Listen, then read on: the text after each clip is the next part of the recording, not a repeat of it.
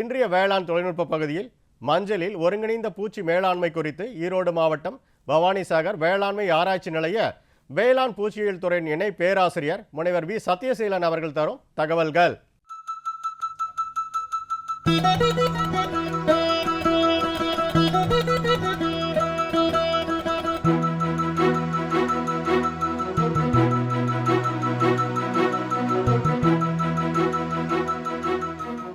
ஈரோடுனாவே நமக்கு மஞ்சள் தான் முக்கியமான பயிர். ஈரோடு மஞ்சள்னா ரொம்ப முக்கியத்துவம் வாய்ந்தது. மஞ்சளை எப்படி நம்ம அதை பண்ணுறோம் அப்படின்னு பார்த்தீங்கன்னா, அதில் குறுக்கு மீன்கிற ஒரு நிறமி இருக்குது. அதை பொறுத்து தான் மஞ்சளோட விலை நிர்ணயப்படுது. இப்போ நம்ம பவானிசாகர் ஆராய்ச்சி நிலையம், வேளாண்மை ஆராய்ச்சி நிலையம் பவானிசாகர் 3 ரகத்தை வெளியிட்டிருக்கிறாங்க. BSR 1, BSR 2, BSR 3. இதில் என்ன நமக்கு ஒரு முக்கியத்துவம் அப்படின்னு பார்த்தீங்கன்னா, நம்ம வடக்கே இருக்கிற அந்த லாங்டாங் அப்படிங்கிற மஞ்சளுக்கு ஈடாக நம்ம தமிழ்நாட்டில் ஈரோடு மஞ்சளில் தான் அதிகமாக அந்த குறுக்கு மீன்கிற நிறமி இருக்குது. அந்த குறுக்கு மீன் நிறமி பொறுத்து தான் நம்ம விலை நிர்ணயம் அதிகமாகுது. இப்போ இப்படியாப்பட்ட நல்ல மஞ்சளை விளைச்சலை முடியாத அளவுக்கு பண்ணக்கூடிய ஒரு முக்கியமான காரணம் என்னன்னு பார்த்தீங்கன்னா, மஞ்சளை தாக்கக்கூடிய பூச்சிகள். மஞ்சளை என்னென்ன பூச்சிகள் தாக்குது அப்படின்னு பார்த்தீங்கன்னா, ஒரு உள்வட்டமாக நம்ம அதை அப்படியே போயிட்டு வந்து பார்ப்போம். முதலாவதாக மஞ்சளில் முக்கியமான காரணி என்ன அப்படின்னா, இந்த தண்டு துளைப்பான் அப்படிங்கிற பூச்சி தான் முக்கியமான பூச்சியாக இருக்குது. மஞ்சளை அந்த தண்டு துளைப்பான் வளர்பருவத்திலேயே தாக்க ஆரம்பிச்சிருது. அது முத்தின பயிர் வரைக்கும் அதோட தாக்குதல் இருந்துக்கிட்டே இருக்கும். என்ன பண்ணும் அப்படின்னா, இப்போ மஞ்சள் குருத்து இருக்குதுன்னு பார்த்தீங்கன்னா சுருட்டி இருக்கும். அந்த குருத்து அப்படி ஓட்டை போடும்போது பார்த்தீங்கன்னா, அந்த மஞ்சள் குருத்து தாக்குதல் ஏற்பட்டு அந்த மஞ்சள் இலை பெருசாகி விரியும் போது நம்ம துப்பாக்கியில் தொலைச்சாப்புல அப்படி வரிசையாக நேர்கோட்டில் அது அழகாக சின்ன சின்ன வட்ட வட்டமாக இருக்கும். இது என்ன பண்ணும் அப்படின்னா, தாயந்து பூச்சி முட்டையிட ஆரம்பிக்கும். எங்கே முட்டையிடும் அப்படின்னு பார்த்தீங்க அப்படின்னா, இந்த முட்டை கோள வடிவமாக இருக்கும், வெளிர்காந்தல் நிறத்தில் இருக்கும். அந்த தாயந்து பூச்சி ஒரு முட்டை இல்லைன்னா தொகுதி முட்டையாக அந்த இலையோட நுனி பகுதியில் வைக்கும். முட்டை வச்சதுக்கு அப்புறம் பார்த்திங்கன்னா, முட்டையிலேருந்து குஞ்சு பொரிக்கும். அந்த புழுகு சிறு புழு பருவத்துலேருந்து பெரும்புழு பருவம் வரைக்கும் 4 பருவங்களை தாண்டி அது மறுபடியும் கூட்டு புழுவாக மாறணும். அந்த புழு பருவம் எப்படி இருக்குன்னா, அந்த புழு நீளமாக இருக்கும். வெளிர் பச்சை நிறத்திலிருந்து வெளிர் காந்தல் நிறம் வரைக்கும் இருக்கும். மஞ்சள் கலர் ரெக்கையில் கருப்பு புள்ளி புள்ளியாக இருக்கும். ஸோ இதுதான் நம்மளுக்கு இந்த தாய்ப்பூச்சியோட அடையாளம். அந்த பூச்சி எங்கே பார்த்தீங்கன்னாலும் அந்த தண்டு துளைப்பான அந்த வயலில் தாக்கி இருக்குதுங்கிற இதை நீங்கள் கண்டுபிடிச்சிக்கலாம். சரிங்களா? அடுத்ததாக நம்ம என்ன பார்க்க போகிறோம் அப்படின்னா, இந்த மஞ்சள் கிழங்க தாக்க போகிற செதில் பூச்சி அப்படிங்கிறோம். செதில் பூச்சின்னா உங்களுக்கு தெரியும், செதிலாக வரும். மீனுக்கு இருக்கிற செதில் மாற நமக்கு செதிலாக இந்த பூச்சி இருக்கும். நம்ம அதை எப்படி கண்டுபிடிக்கிறோம் அப்படின்னு பார்த்தீங்கன்னா, ஃபஸ்ட்டு அறிகுறி என்ன பண்ணுவோம்னா, ஃபஸ்ட்டு அந்த இலை மஞ்சளோட இலை சோர்ந்து போகும். சோர்ந்து போனதுக்கப்புறம் அந்த இலை என்ன ஆகும் அப்படின்னு பார்த்தீங்கன்னா, கொஞ்சம் அப்படியே வாட ஆரம்பிக்கும். வாடினதுக்கப்புறம் அப்படியே வதங்கி கீழே விழுகும். வதங்கினதுக்கப்புறம் அப்படியே காஞ்சி போகும்.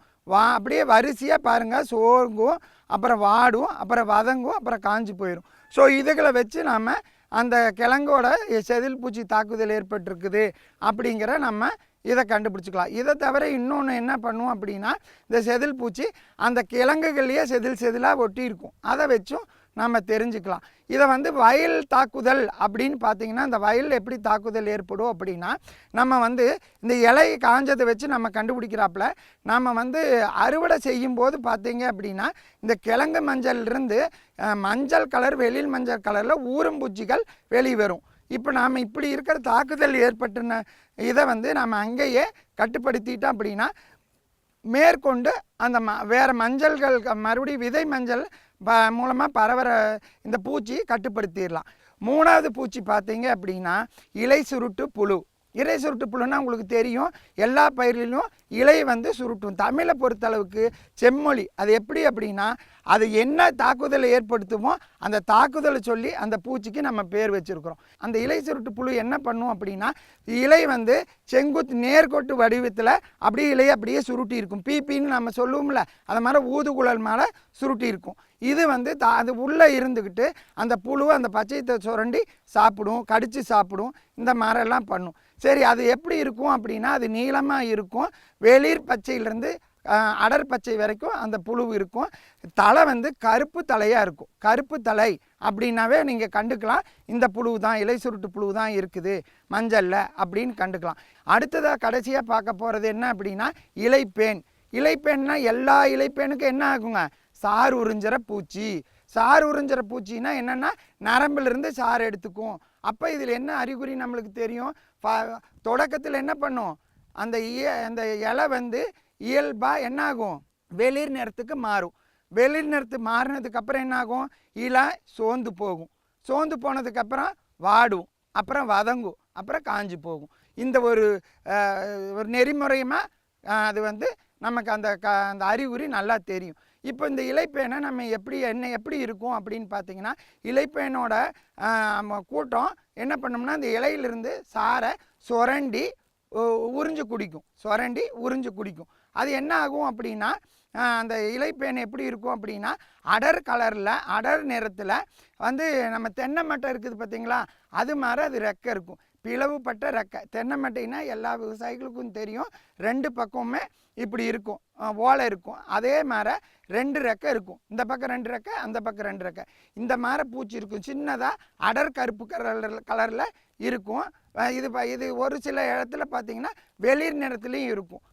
அடர் நிறம் கொஞ்சம் கம்மியாக இருக்கும். அதனால் அந்த இடத்த பொறுத்து அமையும். இது நம்ம தொகுதியாக இருக்கும்.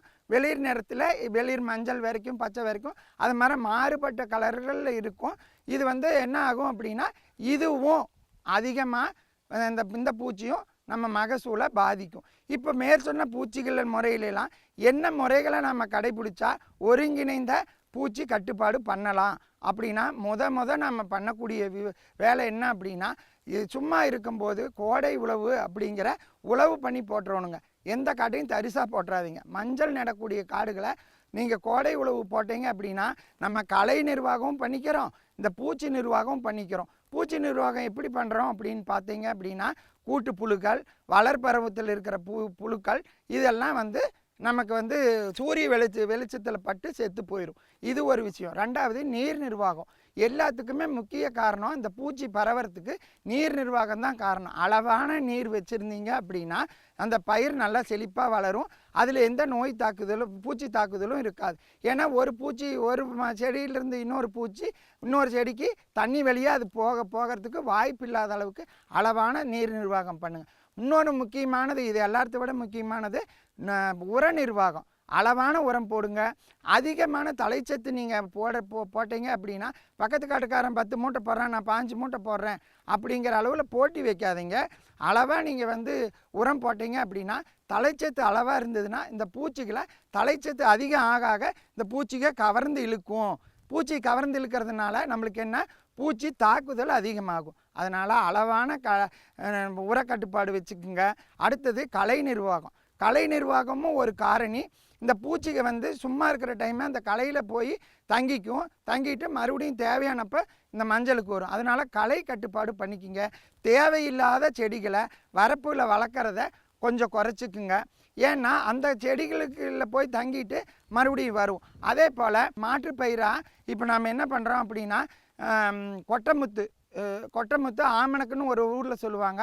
அந்த பயிரையும் கொய்யா மரம் பக்கத்தால் இருந்ததுன்னா அது, நம்ம இஞ்சி செடி, ஏலக்காய் செடி இதுகளை மட்டும் பக்கமாக இருக்கிறாப்புல தவிர்த்துருங்க. ஏன்னா அதில் இருந்துச்சு அப்படின்னா மஞ்சள் இல்லாத டைமில் போய் கொட்டமுத்தை தாக்கிரும். கொட்டமுத்தை அழிச்சிட்டிங்கன்னா மஞ்சள் கொடியாந்துடும். இன்னொரு விஷயம் என்ன அப்படின்னா, இந்த கிழங்கை நம்ம நேர்த்தி பண்ணிடுவோம். டைமெத்தவேட் அப்படிங்கிற ரசாயன கொல்லி மருந்தை 2 ml அப்படிங்கிற 1 லிட்டருக்குங்கிற பேரில் நம்ம தெளிக்கிறது மூலமாக இந்த நம்ம சேமிப்பு கிடங்குல மஞ்சளை நல்லா சேமிச்சுக்கலாம். வயல்லையுமே நம்ம இந்த டைமெத்தவேட்டுங்கிற ரசாயன கொல்லி அடிக்கிறதுனால இந்த மேற்சொன்ன பூச்சிகளெல்லாம் கட்டுப்படுத்தலாம். இயற்கையில் நஞ்சில்லா வேளாண்மை அப்படிங்கிற முக்கியத்துவத்தை இப்போ நம்ம கடைபிடிச்சிக்கிட்டு இருக்கிறோம். நம்ம எல்லாருமே இப்போ நஞ்சில்லா வேளாண்மை நோக்கி தான் நம்ம பயணம் பண்ணுறோம். அந்த அந்த பயணத்தின் காரணமாக இப்போ நம்ம என்ன பண்ணுறோம் அப்படின்னா, இயற்கை முறையில் தயாரிக்கக்கூடிய பூச்சி விரட்டிகளை நம்ம பயன்படுத்தலாம். அப்படி இருக்கிற பூச்சி விரட்டிகள் என்னென்னு பார்த்தீங்கன்னா, வேப்பங்க கொட்டை கரைசல் 5% நீங்கள் தெளிக்கலாம். சீத்தா பழ கொட்டை 5% கரைசலை நீங்கள் தெளிக்கலாம். அது இல்லாத 5 இலை கரைசல், 3 இலை கரைசல், நொச்சி இலை கஷாயம், வேப்ப இலை கஷாயம், புங்க இலை கஷாயம், இதெல்லாம் நம்ம தெளிக்கிறது மூலமாக பயனலாம். சில பேர் 10 இலையில் நான் தயாரிக்கிறேன் சார் அப்படின்னா, எந்த இலையெல்லாம் கசப்பாக இருக்குதோ, எந்த இலையிலலாம் பால் வருதோ, அந்த இலையெல்லாம் எடுத்து போட்டு வெட்டி நீங்கள் ஊற வச்சு ஒரு 3 நாள் 4 நாளைக்கு திரும்ப தொடர்ச்சியாக விட்டு விட்டு கலக்கி அதை வடிகட்டி 5% நீங்கள் 1 லிட்டருக்கு 5 ml அப்படிங்கிற கணக்கில் நீங்கள் போட்டு 50 mlங்கிற கணக்கில் நீங்கள் போட்டு தெளிச்சிங்க அப்படின்னா உங்களுக்கு இந்த பூச்சி கட்டுப்பாடு கொஞ்சம் நல்லா வரும். இதை தவிர ஒரு சில இடங்களில் விளக்கு பொறி வச்சு நீங்கள் அதை நோக்கி கவர்ற பூச்சிகளை நீங்கள் கட்டுப்படுத்தி அதை கொண்டுட்டீங்க அப்படின்னாவே பூச்சி மேற்கொண்டு பரவுறதை நம்ம தடுக்கலாம்.